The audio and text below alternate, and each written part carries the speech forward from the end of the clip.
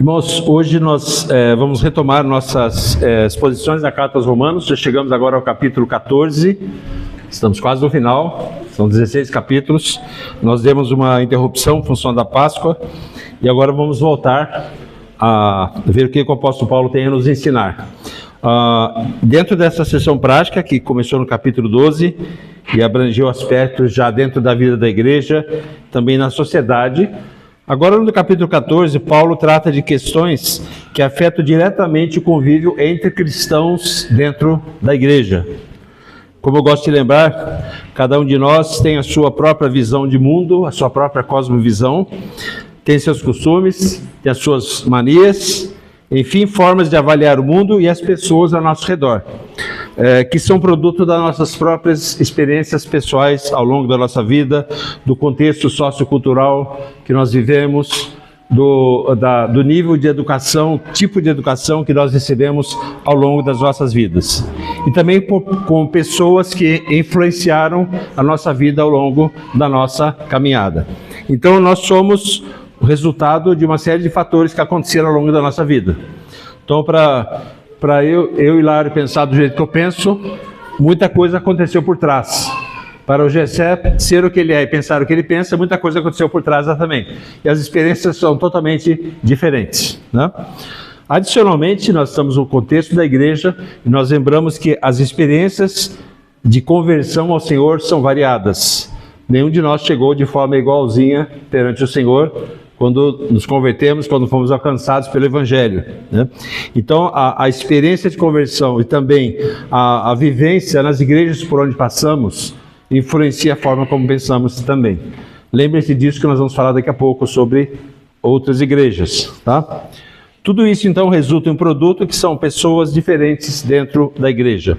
Alguns cristãos são mais maduros na sua fé e na vivência com o Senhor, outros estão em processo de crescimento, de descoberta, de conhecimento das grandezas de Deus, da palavra de Deus, outros mais imaturos carecem ainda de fortalecer a sua fé e as suas convicções cristãs.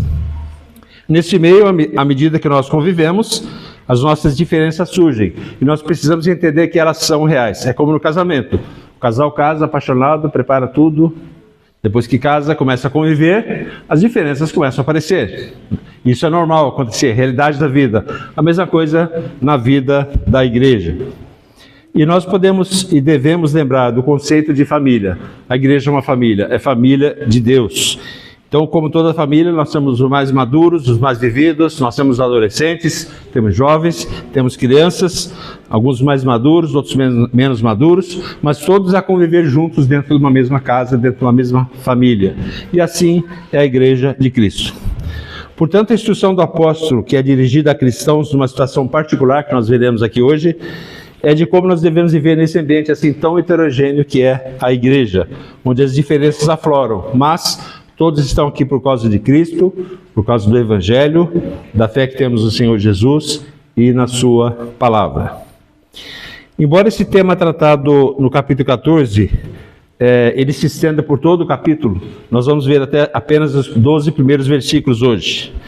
Paulo trabalha de uma forma mais direta a questão do julgamento entre irmãos. Julgar, julgamento, juízo. Julgamento entre irmãos, que precisa ser corretamente interpretado. Nós podemos julgar nossos irmãos, nós devemos julgar nossos irmãos. Quando fazer ou não fazer julgamentos? O que faremos com as diferenças entre nós? Nós aceitamos, nós toleramos ou nós confrontamos? Então, o julgamento é um tema que tende a ser muitas vezes polêmico. Existe um único verbo julgar no grego, que é krino, que significa várias coisas.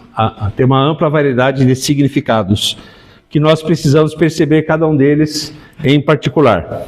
Não há como nós vermos um texto fora do seu contexto, uma coisa que nós temos insistido aqui com os irmãos que gostam de estudar a Bíblia, né? Como diz o pastor Jonas Madureira, tem 3 coisas que nós nunca podemos esquecer. Primeiro contexto, segundo contexto e terceiro contexto. Ou seja, nós precisamos de ver o contexto, né?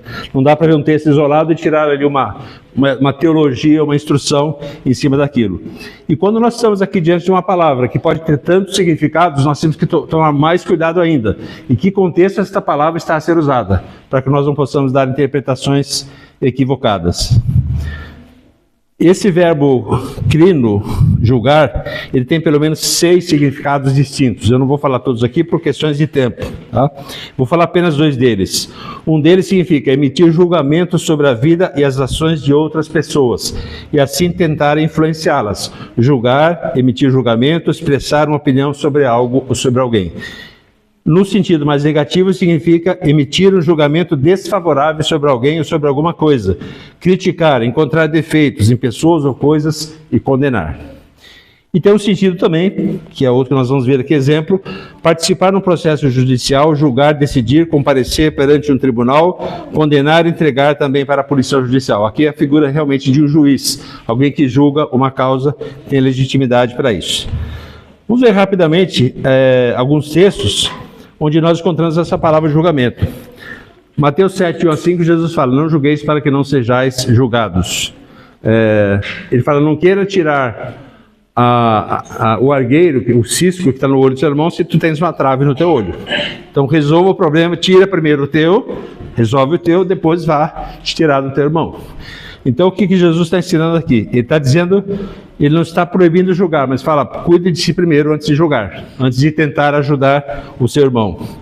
E primeiro assegurar-se que a sua própria vida está em ordem. Esse alerta de Jesus está em consonância com a instrução que ele dá no capítulo 18 de Mateus sobre a disciplina na igreja. Como se deve ser a disciplina? Primeiro o irmão tem alguma coisa, confronta diretamente aquele irmão sozinho, sem mais ninguém. Se aquilo foi resolvido, resolveu, acabou. Senão o processo continua como nós já estudamos aqui na escola dominical.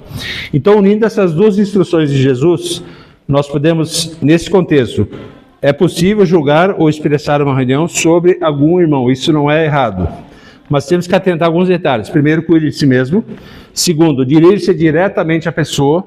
E se não dirige diretamente à pessoa, se ficar falando por fora, aí já não é confrontação, aí é cuscovilice, como se diz aqui em Portugal, ou fofoca no Brasil, certo?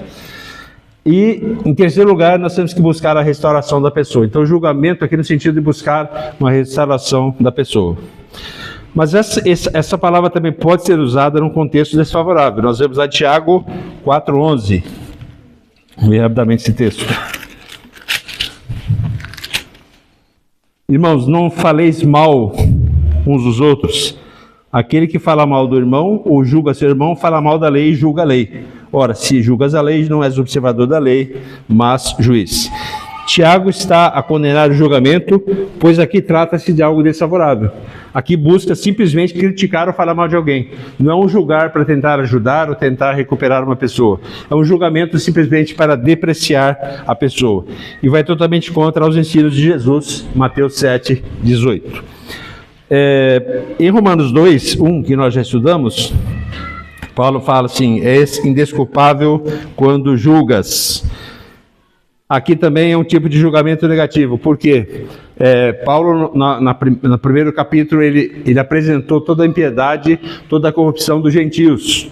E aí no capítulo 2 ele vira-se para os judeus e fala, vocês também, porque julgam os gentios, porque vocês fazem o mesmo. Então julgar aqui também é um sentido deletério, é um sentido negativo, é um sentido de prejudicar. Então é mais um tipo de julgamento que aparece aqui nesse contexto. Em 1 Coríntios 5,13, nós temos um outro tipo de julgamento. E esse aqui é bem claro ao lermos. 1 Coríntios 5,13. Os de fora, porém, Deus os julgará.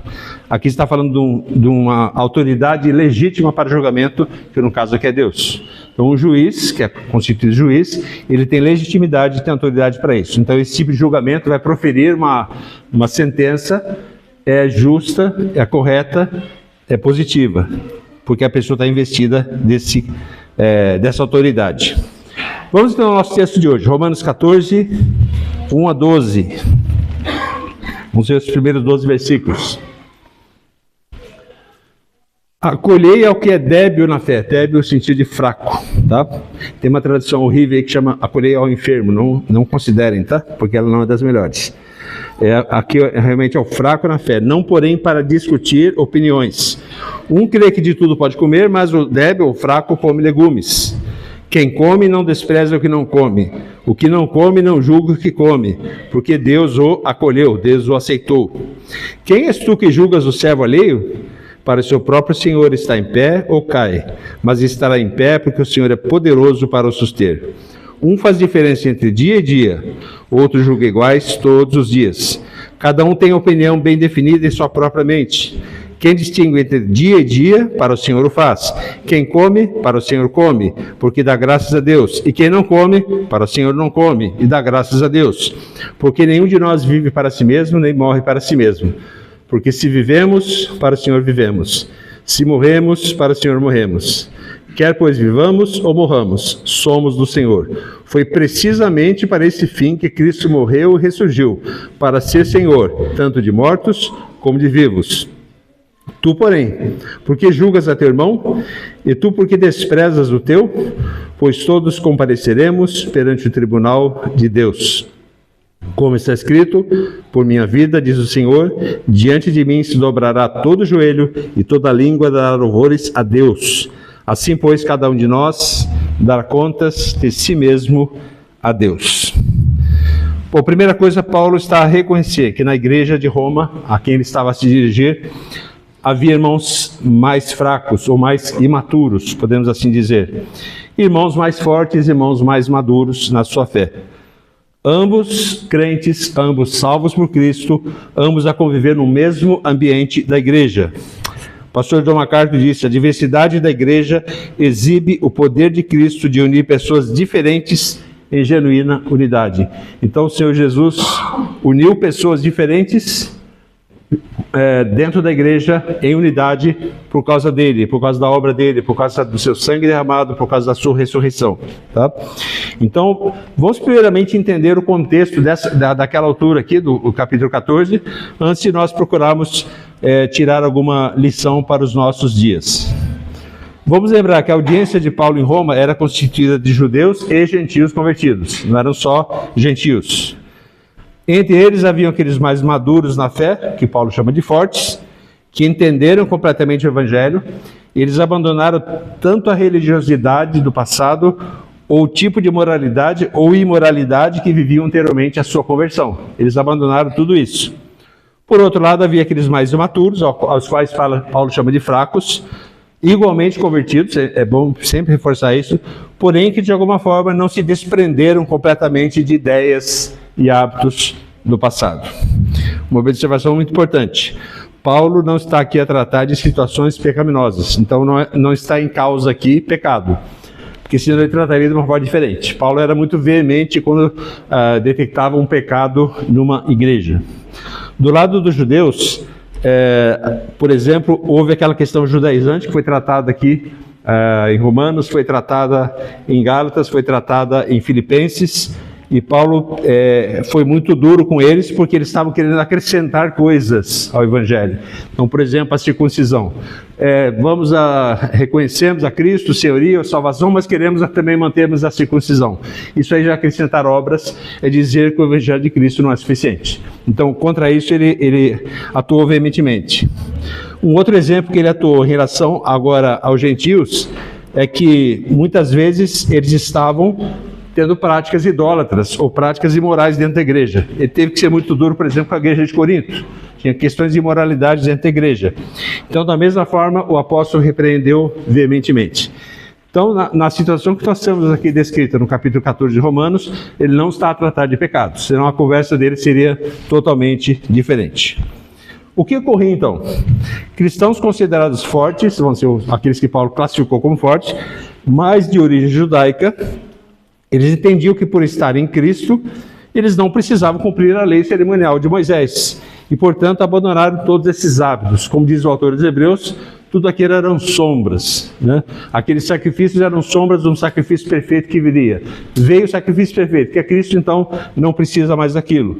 Colossenses 2,17 diz que são sombras das coisas que haviam de vir.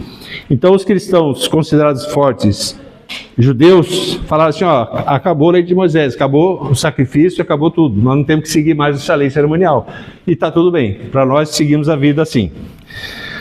Já os cristãos de origem gentia, que Paulo chama aqui de fortes, que não eram judeus, eles entendiam que os ídolos não eram deuses. Então, tanto faz a carne ser sacrificada aos ídolos ou não, eles comeriam do mesmo jeito. Para eles não tem problema nenhum, né? Levando aí para o ambiente brasileiro, os brasileiros vão me entender, né?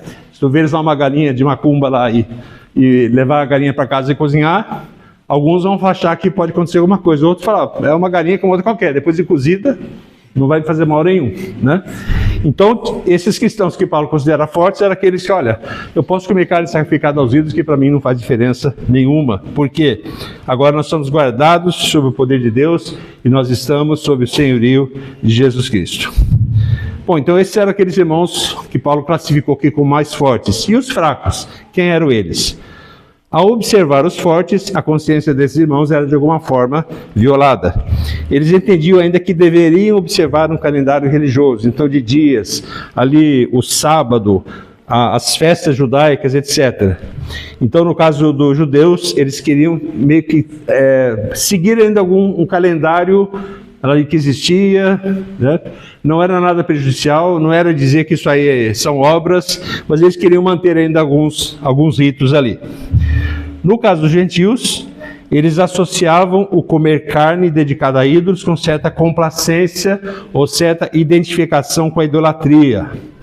Então, esses irmãos, que Paulo chama de consciência mais fraca, que viviam antigamente na idolatria, viviam lá com práticas até de feitiçaria, eles não queriam nenhum tipo de ligação com essas coisas. Então eles ficavam com um certo medo de desagradar a Deus, ou medo de que pudesse haver alguma maldição ou coisa parecida, né? Então por isso eles se abstinham e eram considerados ali, na classificação de Paulo aqui, como irmãos mais fracos. Nós vamos entender melhor isso ao longo da nossa exposição, mas eu queria dar esse pano de fundo de que tipo de pessoas Paulo estava a falar. Tá? Tanto judeus como gentios. Primeira coisa, vamos ver aqui no versículo 1, ele fala, acolhei ao que é débil na fé. Acolhei aqui o sentido de aceitai ao que é fraco na fé. Então, a primeira palavra aqui é para aqueles que são considerados fortes. Olha, acolham ao que é fraco na fé, não para discutir opiniões. Essa palavra vem na palavra grega que significa uma aceitação pessoal e voluntária de outra pessoa. Então, quando ele fala acolher, aceite voluntariamente essas pessoas, né?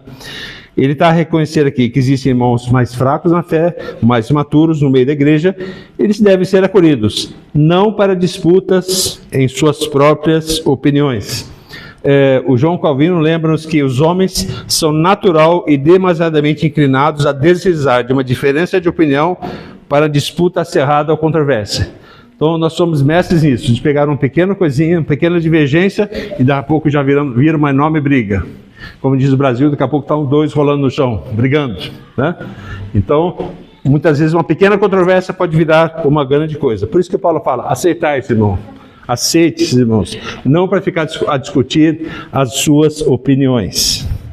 A primeira mensagem aqui para já é que nós não podemos deixar à parte, irmãos, simplesmente porque ainda não amadureceram completamente na compreensão da fé cristã e ainda seguem assim suas consciências. Então precisamos ter tolerância com esses irmãos.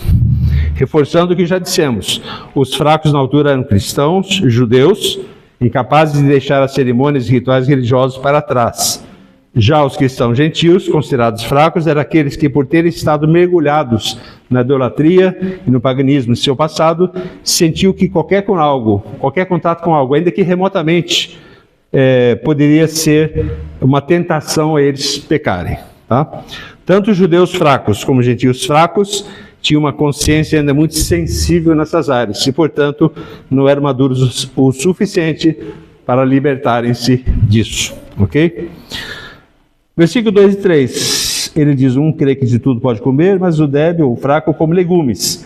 Quem come não despreza o que não come, o que não come não julga o que come, porque Deus o acolheu. Novamente, Deus os acolheu, Deus os aceitou. Aqui não é nenhuma crítica aos veganos, tá? Quando fala aqui de o débil come legumes, não tem nada a ver, tá? Então não se sintam, veganos não se sintam ofendidos com isso, tá? Só uma brincadeira, desculpe. Mas havia ali entre os irmãos de Roma alguns que não comiam carne e outros que achavam que podiam comer qualquer coisa, como eu falei. alguns tinham certas restrições, certos temores, outros para eles está tudo certo. Paulo está considerando esses que comiam qualquer coisa como mais maduros. Por quê? Pois tudo que Deus nos provê, sendo recebido com ações de graças, não deve ser considerado impuro. Lembra de Pedro?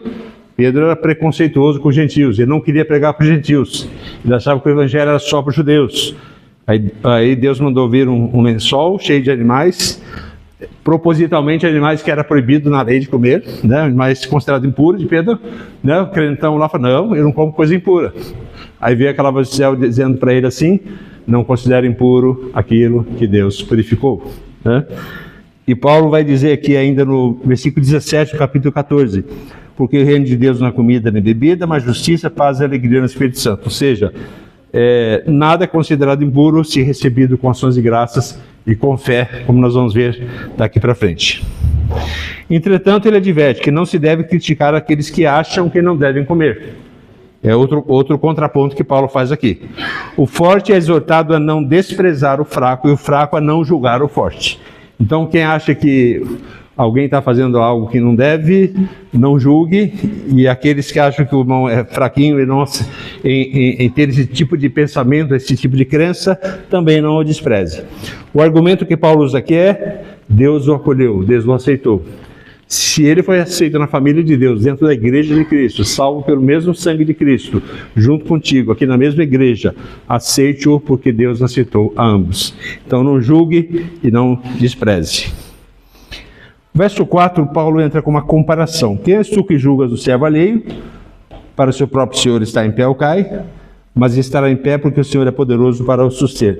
Aqui ele está fazendo uma crítica aos fracos por criticarem os mais fortes, né? Se um determinado senhor tem um servo que não pertence a nós, que direito temos de julgar aquele servo que pode ou não cair? Ou seja, se o meu vizinho tem um empregado, um servo, o que tem eu a ver com aquilo? Eu não sou o patrão dele, não sou dono, não sou senhor, não sou nada, né? E a mesma coisa está falando: olha, tudo és tu que julgas, também não és o dono dessa pessoa, o dono é Deus. Então essa comparação que Paulo está fazendo aqui. Então o julgamento de cada cristão, ele vai ser de acordo com critérios do Senhor. Não serão critérios nossos. Não é em função de uma tradição religiosa ou de uma preferência pessoal nossa que nós seremos julgados. Aqueles que estão seguros em Cristo, fracos ou fortes, perseverarão até o fim. Um versículo foi citado hoje aqui na escola dominical, Filipenses 1:6. Aquele que começou a boa obra em vós, há de completá-la até o dia de Cristo Jesus. Então ambos estão seguros em Cristo. Essa é a verdade que Paulo está nos ensinar aqui. No versículo 5, Paulo diz: um faz diferença entre dia e dia, o outro julga iguais todos os dias, cada um tem opinião bem definida em sua própria mente. Paulo dá outro exemplo aqui de um tema que causava divisão entre as pessoas, que é a observância de alguns dias, né? No judaísmo era típico seguir essas datas cerimoniais, a guarda do sábado, as datas festivas, as luas novas, como Paulo cita aí em outra epístola. E no entender de Paulo, esses irmãos eram fracos, porque ainda estavam presos à questão de guardar esses dias. Já os gentios fracos eram aqueles que queriam separar-se de dias especiais, das festividades associadas ao paganismo, por causa da imoralidade, por causa de orgias, por causa da idolatria. Os cristãos considerados maduros não se deixavam afetar por essas preocupações, pois eles não distinguiam os dias. Para eles, qualquer dia é dia, né? Todos são importantes, todos são iguais, temos a mesma estima por todos os tipos de dias. Agora, na segunda parte do verso 5, Paulo diz: cada um tem opinião bem definida em sua própria mente, ou cada um deve estar plenamente convicto daquilo que acredita em sua própria mente. Isso significa que cada cristão deve seguir as orientações de sua própria consciência nos assuntos que não são especificamente autorizados ou proibidos nas Escrituras. Então, importante, nós não estamos falando de coisas que a Bíblia proíbe, nem de coisas que a Bíblia autoriza. São coisas que pela consciência as pessoas decidem fazer ou decidem não fazer. Nós temos falado aqui nos nossos estudos aos Filipenses, nas quartas-feiras, que existem algumas coisas essenciais, algumas doutrinas básicas da nossa fé, as quais nós não podemos abrir mão. Paulo fala sobre ter a mesma mente, ter o mesmo modo de pensar, estar unidos.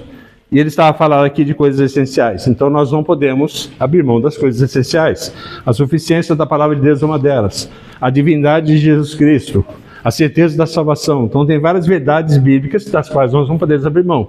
Elas são essenciais e nessas nós devemos pensar do mesmo modo. A tolerância está nas coisas não essenciais. Tá? E como expliquei há pouco, Paulo não estava a lidar com pecados, mas com essas questões que não eram essenciais à fé das pessoas ali. Tiago, no capítulo 1 de sua carta, ele faz uma crítica àquele que é inconstante. Está falando de cristãos. Ânimo dobre, mente dividida, como uma pessoa que vive em dúvidas, uma pessoa que não tem fé. Romanos 14, 23, Paulo vai dizer que tudo que não provém de fé é pecado. Quem tem dúvidas está em pecado, pois se uma pessoa age de um jeito numa hora, age de um jeito em outra, tem esse espírito vacilante, indica que não há fé. A fé, e o que não provém de fé, como diz Paulo, que não está associado à fé, é pecado. A fé de que ele trata aqui não é a fé salvadora, mas a da confiança em Deus. Não devemos fazer nada se nós não tivermos certeza de que é do agrado de Deus. Então, quando ele fala fazer as coisas baseadas na fé, ou proveniente da fé, são coisas que nós achamos e temos a convicção que estamos agradando a Deus, ou deixamos de fazer, pois não estamos agradando a Deus. Se o fraco não pode comer certas coisas em fé e confiança, ele deve abster-se, ainda que isso seja uma demonstração de fraqueza da sua fé. Do mesmo modo, o forte, que não tem essas restrições, deve assim agir sem abstenção, também com confiança no Senhor. Então é importante que eles tenham confiança e a certeza de que a forma como pensam estão agradando a Deus. Vamos agora para o 6 e o 7. Quem distingue entre dia e dia, para o Senhor o faz. Quem come, para o Senhor come, porque dá graça a Deus, e quem não come, para o Senhor não come, e dá graça a Deus, porque nenhum de nós vive para si mesmo, nem morre para si. Esses versos trazem um princípio de que cada irmão, verdadeiramente irmão, salvo por Cristo, participante da igreja, maduro na fé não, faz as coisas para o Senhor, seguindo a sua própria fé e a sua consciência. Quer seja fraco ou forte, a intenção por trás das decisões de cada cristão deve ser quanto à sua consciência de agradar sempre ao Senhor. A pessoa faz o que faz porque ela quer agradar a Deus, porque ela quer ser obediente a Deus. Aí pode ser a pergunta, então eu posso viver do jeito que eu quiser, desde que a minha consciência não acuse? A resposta solene que Paulo daria seria, de modo nenhum, como ele gosta de responder na carta aos Romanos aqui. Aquilo que aprovo fazer, um determinado hábito que tem, contradiz algum aspecto fundamental da fé cristã, então nós não podemos fazer o que nós queremos. Se isso está em contradição com a verdade da palavra de Deus, com princípios que nós devemos seguir, então nós não devemos fazer. A motivação é legítima ou uma motivação pecaminosa para nós fazermos o que fazemos? Ou deixarmos de fazer algumas coisas? Então precisamos estar atentos a isso. Tudo que fazemos precisa ser para agradar nosso Deus soberano. Esse é o nosso grande alvo.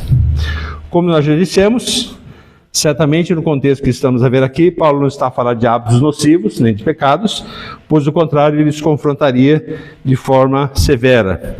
As questões eram mesmo de crenças pessoais que alguns irmãos tinham e que acreditavam que deveriam não fazer ou fazer aquelas coisas. Vamos tentar agora fazer um pouquinho de considerações e aplicações para nós hoje. Então nós estamos vendo aquele contexto de Paulo, lidando com os judeus, gentios, naquela altura, naquele contexto. E vamos ver hoje que coisas nós temos hoje que podem causar esse tipo de divisões entre os irmãos, né? Hoje em dia nós temos uma questão que ainda é por vezes polêmica no meio evangélico, que é o consumo de bebidas alcoólicas por cristãos, seja vinho, cerveja, etc. E aqui nós temos questões culturais que estão envolvidas. Alguns brasileiros, e às vezes nós falamos lá no Brasil, alguns irmãos nossos, saber que a nossa ceia tem vinho do Porto, eles ficam escandalizados. Mas como assim? Mas como que cristãos tomam bebida alcoólica, né? Quem é do Brasil sabe que nós somos evangelizados por missionários americanos, inicialmente, e eles trouxeram consigo seus traços culturais. Não eram todos assim, mas inicialmente muitos eram. E para alguns deles a bebida alcoólica era algo proibido para um cristão, pois estava associado a uma vida dissoluta, desregrada, típica de pessoas mundanas. Então, por isso, tinha essa mentalidade, isso foi trazido e foi impregnado bastante na vida das igrejas. Isso influenciou muito o meio evangélico brasileiro, até que outros grupos surgiram e houve divisões, um maior discernimento também em relação a esse assunto. Como o país é grande, o Brasil sabe, o Brasil é um país continental, então não existe uma unanimidade disso nas diversas regiões. A região sul, por exemplo, foi mais influenciada por europeus, alemães, holandeses, etc., trata como normal o consumo de bebida entre cristãos. Hoje muitos aceitam normalmente, no Brasil, como os europeus, enquanto para outros ainda é um tema controverso, e alguns ainda são radicais em recriminar a bebida. Isso também ocorre nos Estados Unidos hoje, e acaba por se tornar também uma espécie de legalismo. Eu já ouvi falar recentemente de um pastor aqui em Portugal, brasileiro, que pregou que bebida é pecado, né? Recente, perto de nós, né? Acontece, né?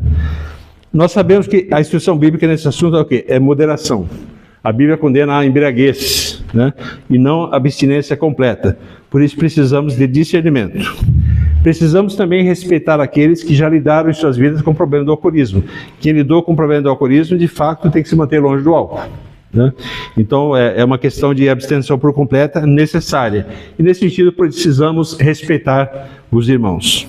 Por isso que nós demos duas opções aqui. Temos aqui o sumo de uva e temos o vinho do Porto para quem quiser, certo? A irmã Eugênia já sabe qual é o que o pastor vai querer, certo? Então ela já aponta ali, aquele ali, certo? Não preciso falar, não quero escandalizar ninguém, tá? O outro exemplo eu quero dar, então eu falei essa questão da bebida, é uma coisa que ainda, né, acontece, paira por aí. Eu lembro do meu avô se converteu do catolicismo no início do século XX, ele era sacristão católico, converteu-se na sacristia lendo a Bíblia sozinho, mas ele ficava escandalizado com pessoas que tocavam guitarra ou violão na igreja. Por quê? Porque na cabeça dele aquilo era instrumento de música boêmia, não se toca isso aqui, né? Então, na cabeça dele aquilo era um escândalo, né? E nós, bons netos, né, para irritar o velho, né, pegava a guitarra e ficava tocando na frente dele, né? Cantava uns hinos lá, uns cânticos e tal, só para irritar o velho, né? Aí eu nunca me esqueço uma palavra que ele me disse, que cruza assim os anos na minha direção, nunca me esqueci mais. Ele falou para mim: olha, um dia tu vais ver pessoas dançar na igreja e também vai ficar escandalizado. Dito e feito, né? Depois, o que nós temos hoje aí? Essa pantomima, essa dança profética, todas aquelas coisas, né? Então, ou seja, realmente escandaliza, né? Aí já é um outro assunto, que é o que é essencial como ato de culto, né? Não vamos entrar nesse mérito. Mas a verdade é que, por que ele tinha esse pensamento? Porque para ele, isso aqui era tocado em cabaré. Então, vai tocar na igreja? É estranho, né? Foi estranho. Depois foi mais aceito. Assim, décadas depois chegou as baterias para tocar na igreja, que também havia muita restrição muita no começo, né? Então nós temos essas questões. Bom, agora temos uma outra questão a qual precisamos estar atentos. Estamos falando então de aplicações práticas, que nós precisamos tratar com muita compreensão e muito amor cristão. Então vamos falar de coisas que são realidades nas nossas igrejas. Infelizmente, muitas práticas e doutrinas equivocadas acabaram por entrar nas igrejas evangélicas. Posso falar bastante disso da realidade brasileira, né? E de fato acontece. Eu sei que já chegaram também a Portugal, principalmente do meio neopentecostal, mas não só. Nós vemos pessoas que vieram de meios até tradicionais, batistas e presbiterianos, que trazem também algumas ideias estranhas, né? Eu estou a falar, por exemplo, da chamada teologia da prosperidade, aquela que tu dá dinheiro para a igreja e depois vai ficar rico, né? Só que, na verdade, já vi gente que empobreceu completamente por causa disso. Deu tudo que tinha para a igreja e ficou pobre, né? Então, mas ela ainda é pregada, de alguma forma, tá? Esse dia mesmo estava vendo uma mensagem sobre isso. Outras coisas, ideias que vêm, a ideia da maldição hereditária. Então nós vamos quebrar a maldição hereditária que nós tivemos lá dos nossos antepassados, né?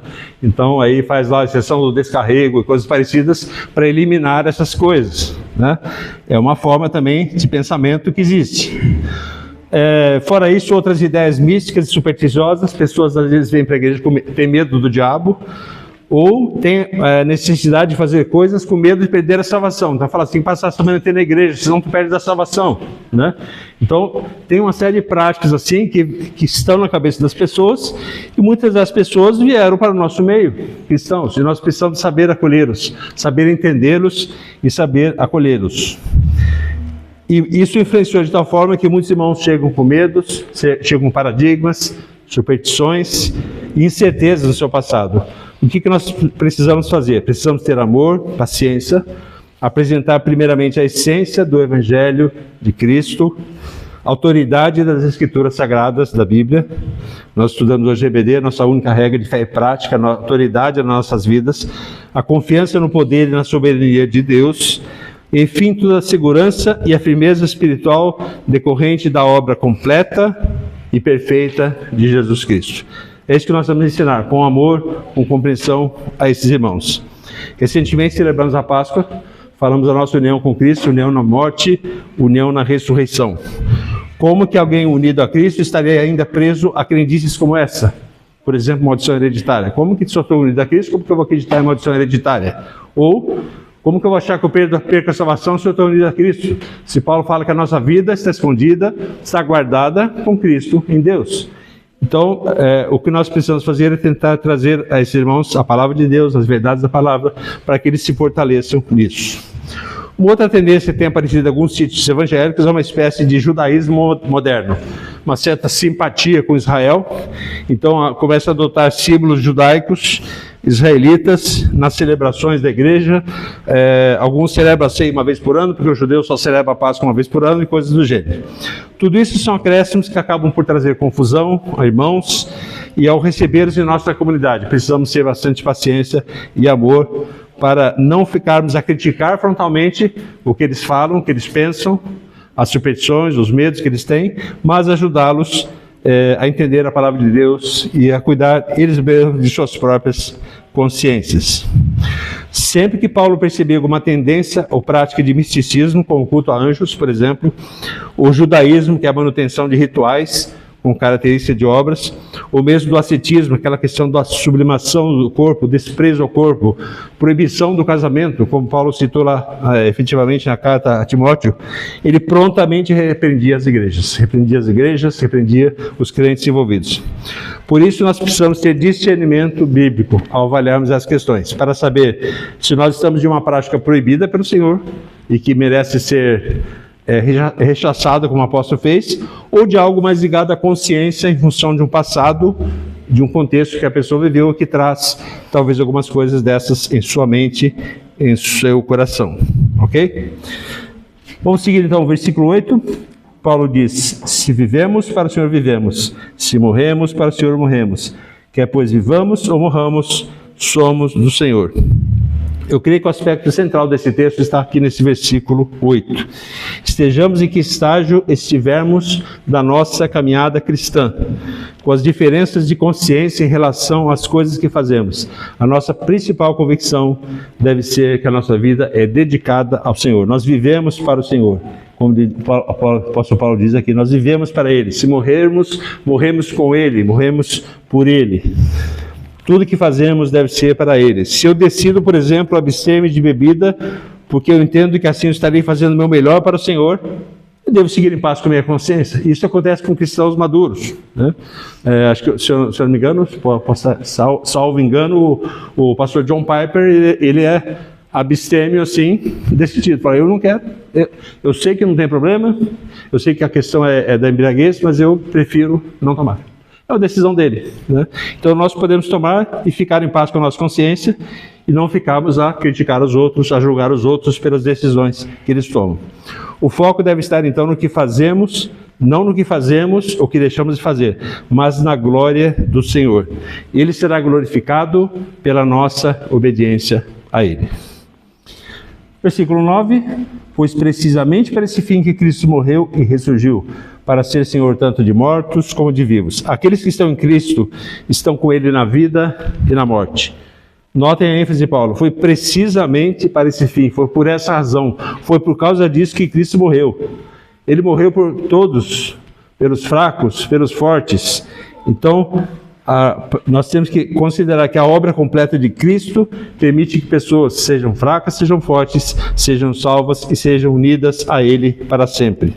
Ele morreu, ressuscitou, para que todos nós que estamos nele possamos também viver em união uns com os outros, sejamos fracos ou fortes. Então, a união com Cristo, como já tivemos a oportunidade de discutir, tem também na questão a união com os nossos irmãos. Se estamos todos unidos a Cristo, estamos unidos uns aos outros, né?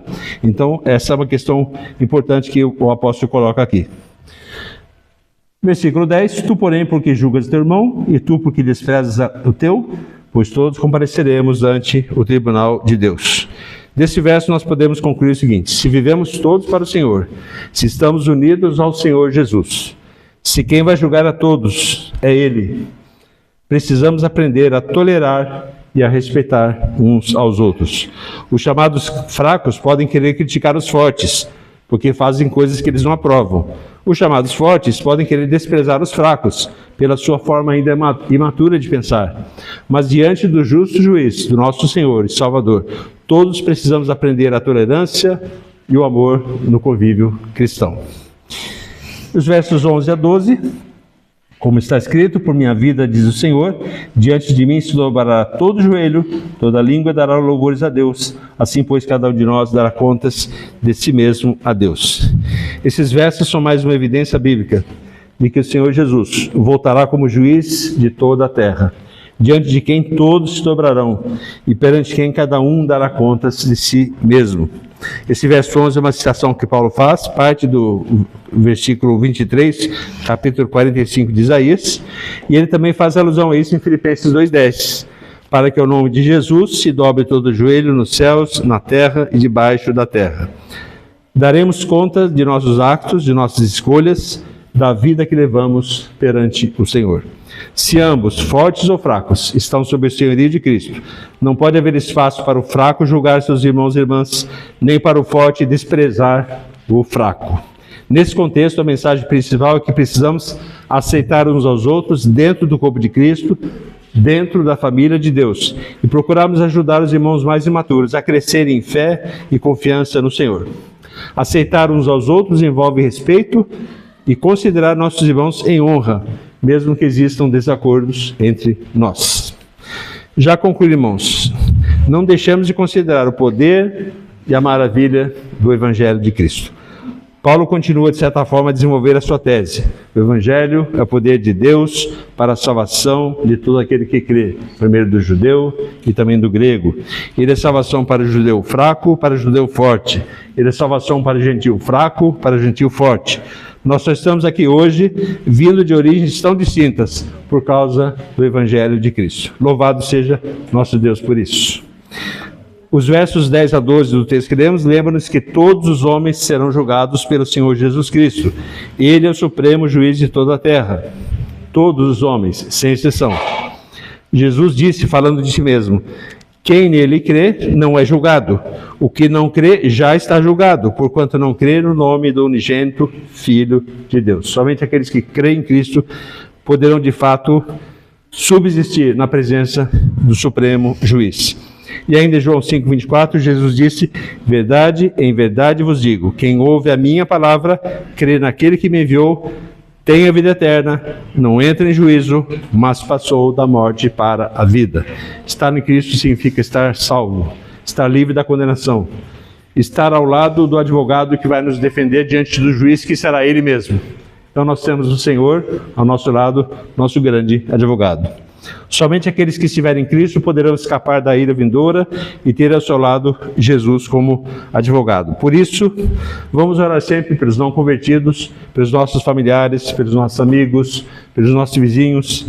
Testemunhemos com a nossa vida, aproveitemos todas as oportunidades para anunciar o Evangelho. Nós vimos isso hoje aqui na escola dominical. É dever de todos os crentes compartilhar o Evangelho nos seus contextos de vida. É neste Evangelho que a igreja deve viver, em amor e tolerância pelos irmãos, para que a nossa unidade seja também um testemunho para o mundo. Amém? Deus assim possa nos abençoar.